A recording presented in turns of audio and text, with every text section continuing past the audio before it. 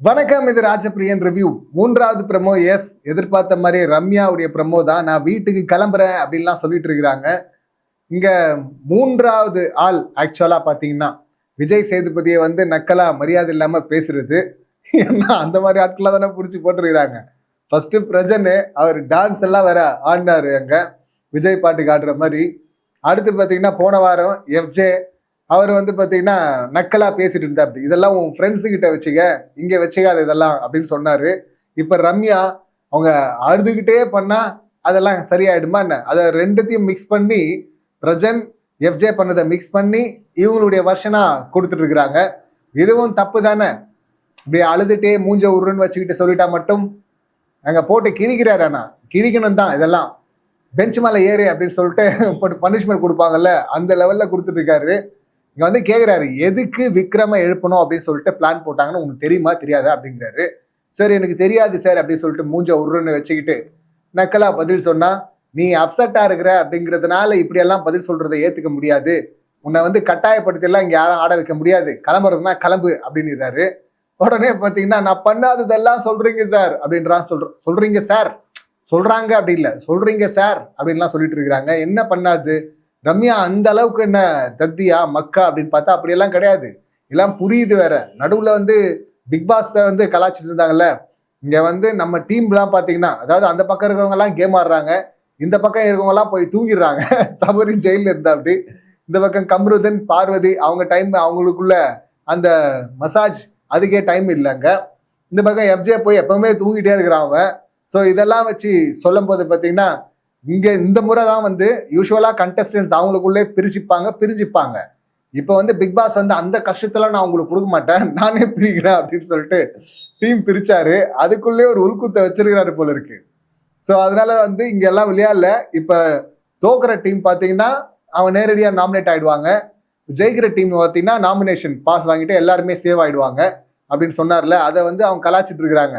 Big pass கரெக்டா நம்மளெல்லாம் ஒரு டீம்ல போட்டிருக்காரு, வச்சு செய்யணும் தான். எப்படி இவங்க ஆட மாட்டாங்க, இவங்க வேஸ்ட்டு, அதனால வந்து இவங்களை நாமினேஷன்ல போட்டு தூக்குவோம் அப்படின்னு சொல்லிட்டு பிளான் போட்டு தான் பிரிச்சிருக்காரு போல இருக்கு. இப்பதான் எனக்கு புரியுது அப்படிலாம் சொல்லி கலாச்சிட்டு இருந்தாங்க. இவங்க அந்த டீம் மீட் பண்ணும்போது மீட்டிங்ல கூட அதெல்லாம் பேசிட்டு தான் இருந்தாங்க. இப்படி இந்த அளவுக்கு யோசிப்பாங்களா ரம்யா?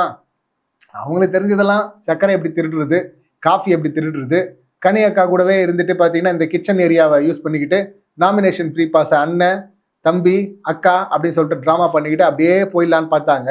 இங்கே இவ்வளோ ஃபோக்கஸாக வந்து கேப்டனாக நீங்கள் பண்ணக்கூடாது, இதெல்லாம் கண்டஸ்டண்ட்டாக நீங்கள் பண்ணலாம். கேம் ஆடுறது அப்படிங்கிறதுக்காக என்ன வேணால் பண்ணலாம், பட் நான் கேப்டனாக பண்ணக்கூடாதுல்ல அப்படிங்கிற அந்த வித்தியாசம் பார்த்தீங்கன்னா அவங்க நிஜமாக புரியுதான்னா புரியாத மாதிரி தான் இருக்காங்க.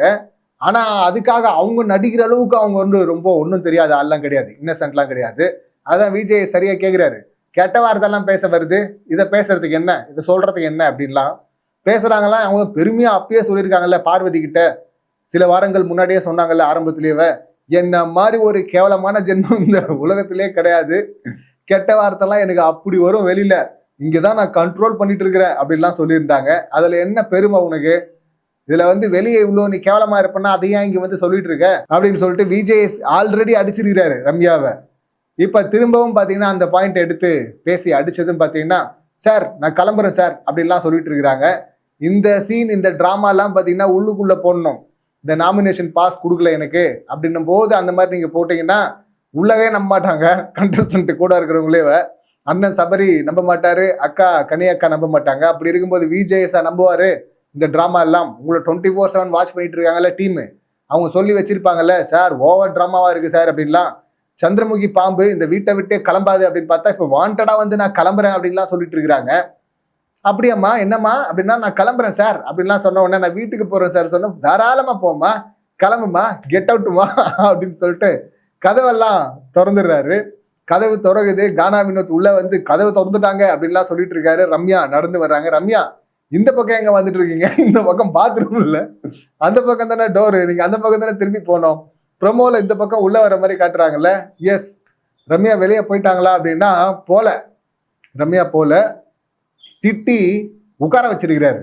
வந்து உட்காரு அப்படின்னு சொல்லிட்டு, ஒழுங்கா பேசவும் தெரியல, ஒன்றும் தெரியல, கேம் ஆட மாட்டேற, ஃபோக்கஸும் பண்ண மாட்டேங்கிற அப்படின்னு சொல்லிட்டு எவ்வளோதான் சொல்றது.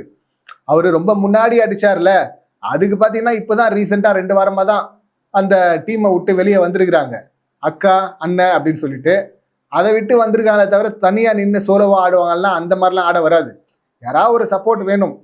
அந்த மாதிரி ஒட்டிகிட்டே தான் போக முடியும், ரம்யாவால் ட்ராவல் பண்ண முடியும். ஸோ இங்கே வந்து போட்டு புலகிறாரு. ஏதாவது சொன்னோம், கேப்டனா சில பேர் ஆகிறது வந்து பவர், அந்த பவரெல்லாம் அவங்க யூஸ் பண்ண மாட்டாங்க, அவங்க சொந்த செலவில் சூனி வச்சுக்கிற மாதிரி அப்படின்னு. அந்த மாதிரி தான் ரம்யாவும்.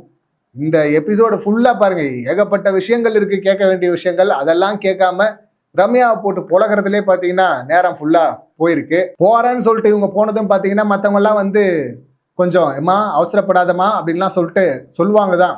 ஏன்னா அவசரப்படாத, பேமெண்ட் கொடுக்க மாட்டாங்க. அவங்க என்னென்னவோ சொல்லி பார்த்தாலும் அதுக்கெல்லாம் அசர மாட்டாங்க.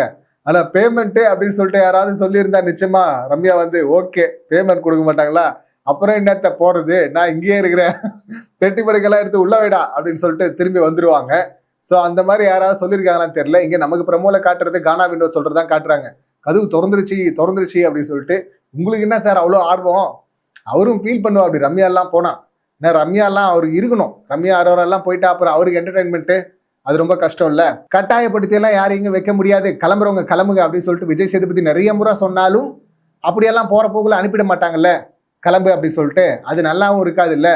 அது கூப்பிடும் போது அந்த மாதிரி ஆளை கூப்பிட்டாங்க, அதனால இப்படி பேச வேண்டியிருக்கு. அதெல்லாம் ஒன்றும் இல்லைம்மா, தப்பாக எடுத்துக்காதம்மா, நீ உட்காருமா அப்படின்னு சொல்லிட்டு உட்கார வச்சுட்டு இருக்காங்க. அதுக்கப்புறம் எவிக்ட்லாம் பண்ணலை. ஆக்சுவலி இந்த மாதிரி வந்து கதவை திறப்பாரு அப்படின்னு சொல்லிட்டு எதிர்பார்த்தேன் நான். அது எதுக்கு எதிர்பார்த்தேன் அப்படின்னா, பார்வதி கம்ருதன் இந்த பஞ்சாயத்தை வந்து பேசிட்டு அப்போ சொல்லுவார் போல இருக்கு, ரூல் பிரேக் பண்ணிட்டு இருக்கீங்க தொடர்ந்து, இந்த மாதிரி ரூல் பிரேக் பண்ணுறவங்க வந்து நான் கதவை வந்து ஒரு 2 நிமிஷம் திறக்க சொல்கிறேன், கிளம்புறவங்க கிளம்புங்க அப்படின்னு சொல்லுவாருன்னு பார்த்தா இங்கே ரம்யா வந்து கேட்டு வாங்கிட்டு இருக்கிறாங்க. சார் நான் கிளம்புறேன் சார் அப்படின்னு சொல்லிட்டு. இப்படியெல்லாம் பண்ணால் என்ன சிம்பத்தி கார்டாமா? ஒன்று அங்கே வந்து உடம்பு சரியில்லை அப்படின்னு சொல்லிட்டு அந்த கார்டு எடுக்கிற, வீக்கு அப்படின்னு சொல்லிட்டு பொத்துன்னு மயக்கம் போட்டு விழுற. இன்னொன்று பார்த்தீங்கன்னா இந்த கார்டை எடுத்தாலாம் இங்கே இருக்க முடியாது, இங்கே இருக்க இந்த டைமில் இந்த சுச்சுவேஷனில் இருக்க வேண்டிய ஆளே கிடையாது, எப்பயோ வெளியே போயிருக்க வேண்டியவங்க தான்.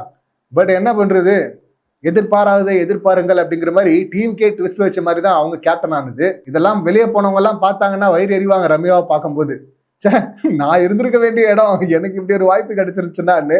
ஆனால் அதையே இவங்க ஒரு பெரிய கஷ்டமெல்லாம் சொல்லிட்டு இருக்கிறாங்க. ஸோ பிரமோல காட்டுற மாதிரி பார்த்தீங்கன்னா ரம்யாவை வெளியெல்லாம் அனுப்பல. இதில் ரம்யா வியனா 2 பேரை தான் போட்டு அடிச்சிருக்கிறாரு. அப்போ விக்ரம், சாண்ட்ரா, சுபிக்ஷா இங்கெல்லாம் எப்போ வருவார்? அதெல்லாம் சண்டே எபிசோடில் வருமானா? சண்டே அதெல்லாம் மறந்துடுவாங்களே, வீக் ஃபுல்லாக நடந்ததெல்லாம் மறந்துட்டு வேற ஒன்றும் இல்லை பண்ணுவாங்க. அப்போ இல்லையா, இந்த வாரம் வேற எதுவுமே கேட்கலையா? இல்லை இவர் வந்து வேற ஏதோ கேட்க வந்து இவங்களா வாண்டடா வாயை கொடுத்து மாட்டிக்கிட்டு அவர் மறந்துட்டு வழக்கம் போல என்ன சுற்றி விட்டாங்க அப்படின்னு சொல்லிட்டு இவங்கள கதறக்கரை சுற்றி அடிச்சிட்டு இருக்காரா அப்படின்னு சொல்லிட்டு தெரில. அது எபிசோட்ல தான் பார்க்கணும். பட் பார்க்கலாம் என்ன நடக்குது அப்படின்னு சொல்லிட்டு. இந்த சம்பவங்களை நீங்கள் எப்படி பார்க்குறீங்க, உங்கள் கருத்துக்கள் என்ன அப்படிங்கிறது கமெண்ட் பண்ணுங்க.